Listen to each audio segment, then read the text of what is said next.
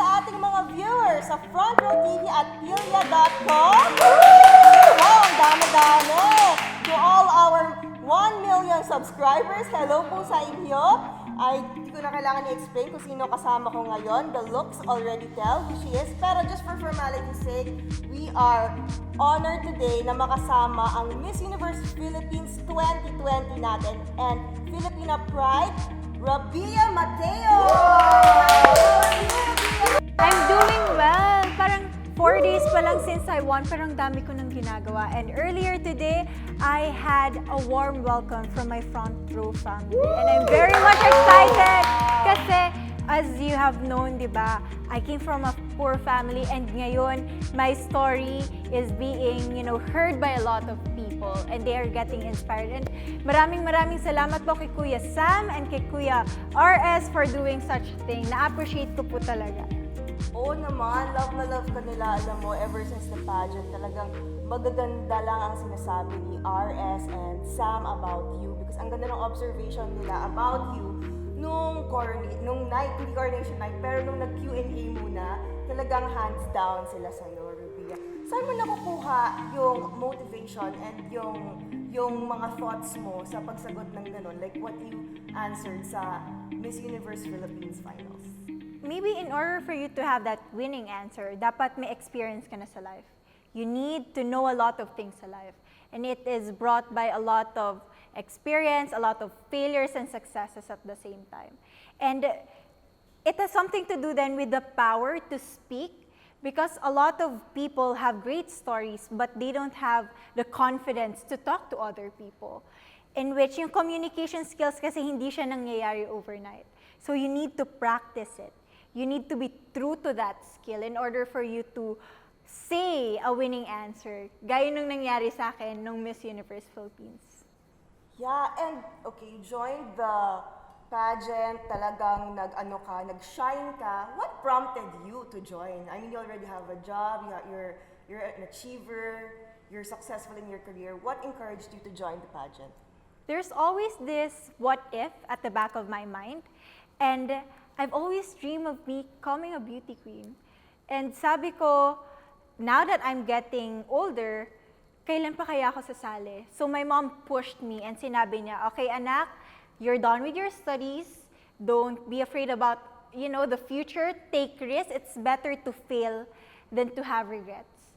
So yun yung naging motivation ko. Sabi ko, wala namang mawawala sa akin. Bakit hindi ko kaya subukan? And gayon na talagang beauty queen ka na, ikaw ang may suot ng corona ng Miss Universe Philippines. Anong pakiramdam? Mabigat ba ang corona? Magaan lang siya and napakasarap sa feeling. But at the same time po kasi yung crown, it entitles you to have that duty and responsibility sa community. So, isi-share ko lang po, yesterday, yung first project ko po outside ng community was the Eskwela ng Frontrow project. And natutuwa ako kasi first of all, nagtuturo pa ako isang guro. And then parang reconnect din ako doon sa lugar kung saan ako nagtrabaho. So, it's destiny nga, sabi nila. So I'm very much honored and grabe talaga yung warm and support sa aming lahat ng Frontrow family. Maraming salamat po. And talagang the Frontrow family is glad to have you because you really represent everything or a lot of things that Frontrow is about, which is love, beauty, syempre, a heart for your family, yung determination to succeed. These are the things na Frontrow is all about. And you mentioned earlier kanina, you had your meet and greet. Kumusta naman ang pagtanggap sa'yo ng Frontrow? How did you feel with the welcome ng Frontrow sa'yo and ni RS and Sam? Yeah, it was heartwarming po talaga. And kanina, I felt that was my moment to speak to people, to connect with them. And natutuwa ako sa init at suporta ng bawat miyembro ng Frontrow. Ngayon, mas lumakas yung loob ko na para dalhin yung bandera ng Pilipinas at lumaban sa international pageant. Diba? Napakasarap po sa feeling, nakakataba ng puso. And we are all rooting for you because we all feel good about your Miss Universe journey na kayang-kaya talaga ni Rabiya. She will raise our flag. She can raise our flag. And as you can see, may cellphone ako dito ngayon kasi meron din tayong mga viewers na may mga questions, mga netizens na nag-send ng questions. So I'll read it to you tapos Sagutin mo na lang. Okay, first, if you were one of the last two candidates standing in Miss Universe 2020, which country rep would you want to be holding hands with? I would choose Thailand. It's a fact that Philippines and Thailand are two powerhouses in Asia. And I want to raise the banner of being an Asian in an international stage. And I've talked to Amanda, she's really nice. So I want to share that moment with her if given the chance. Nice. Philippines and Thailand. And I think like madami ding nag-uusap about Philippines and Thailand. Yes. Madaming may bet sa inyo. Yes, So, kasi sabi din ni Amanda, if bibigyan din siya ng chance, gusto niya yung kasama niya in the end would be Philippines. So, the feeling is mutual admiration. Second question, is a candidate's advocacy essential to win the crowd, do you feel? no, you can't fake anything. But we were encouraged to do something that we're passionate about. But if you're just doing an advocacy just for a pageant, then, you know, there's no essence in it. So I would suggest everybody just to be true to your core. And even if you don't have any advocacy yet, but you find things that you're passionate about, you will win the competition because you need to be authentic to be a queen.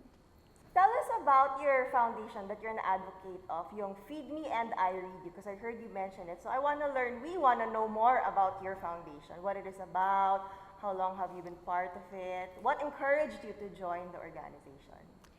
I'm actually part of this charity for months already, right after I won Miss Iloilo. And this project aims to conquer hunger and at the same time to improve the learning capability of the child.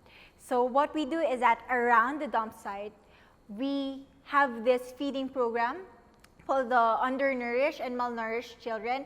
And right after that, we would tell them stories. We would read them stories with moral lessons. So it's like you're boosting them in believing their dreams and at the same time telling them what is right and what is wrong. That's interesting.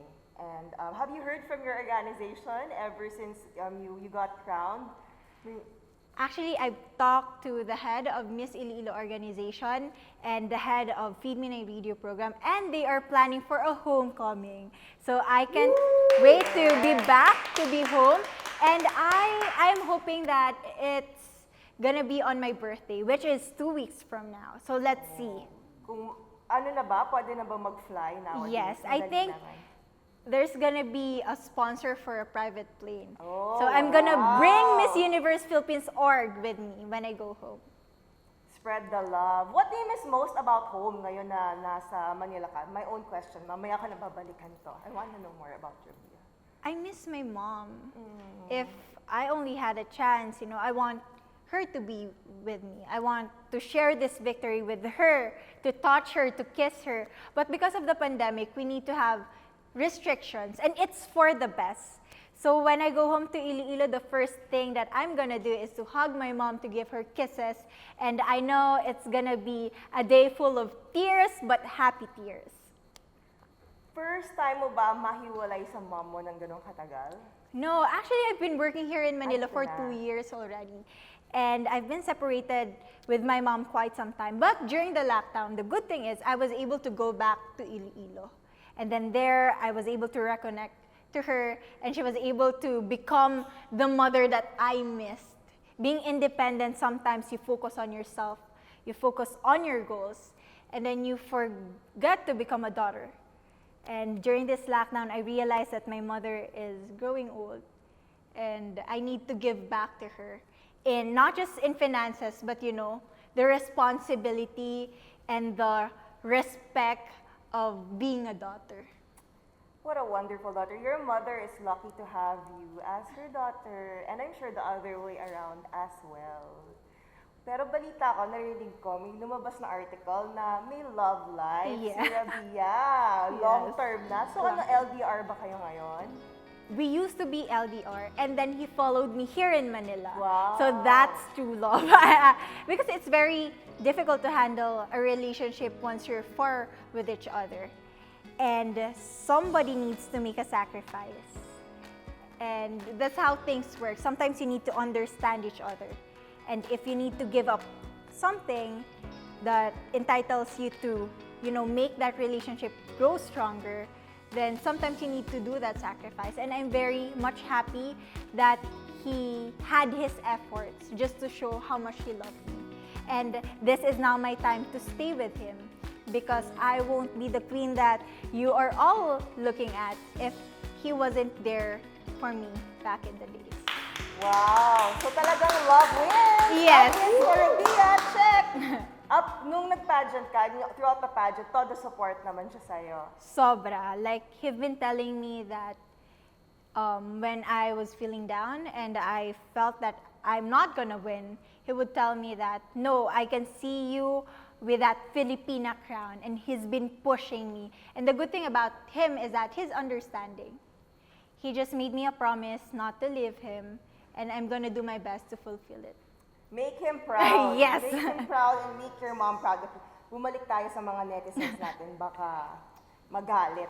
Okay, from our netizens, aside from your physical attributes, which part of you do you think is more Indian than Filipina? More Indian. Probably my dedication to my studies, because my mom would always tell me that back in the days when my dad was studying medicine, he would just eat egg and rice. He would sacrifice a lot just to buy his books. And I feel like I got that aspect in me to have that love for education. Ang Indians talaga mahilig Yes. mag-aral. At saka mahilig sa math. Alright, what experience in your life has affirmed to you that you are meant for something great in this lifetime? When I started to have an impact in other people's life, then it felt great, and I realized that I want to do that. I want to reach a lot of people and keep doing that. So that's when I decided to join pageants and make a difference. Alright, okay, what's your message to your dad? To my dad, deep down in my heart, I know that I'm gonna see you soon, and I can't wait to hug you and to tell you how much I love you. So thanks, Rabiya. Thank you. Alam niyo si Rabiya, talagang from the heart ang mga sagot niya dito. Kasi ang mga questions na to, she had no idea na tatanungin namin siya ngayon. Talagang I'm clueless. Yung mga nag-send lang sa amin ng message na mga netizens for Rabiya to answer. And she answered so well. Kaya alam niyo talaga, like, she's a queen and she speaks from the heart. And right now, actually, we can see these, you have a long journey ahead of you. Yes. And I heard that you constantly, regularly take your luck supplements. Is that why they are here? Yes. Luck supplements from Frontrow. How have these so far helped you in your Miss Universe journey? I'm very much happy that Miss Universe Philippines organization partnered with Frontrow, because during the course of the competition, we were all stressed. I mean, physically, emotionally, and mentally. And these supplements had helped us to conquer that journey with a healthy body, with a healthy state of mind.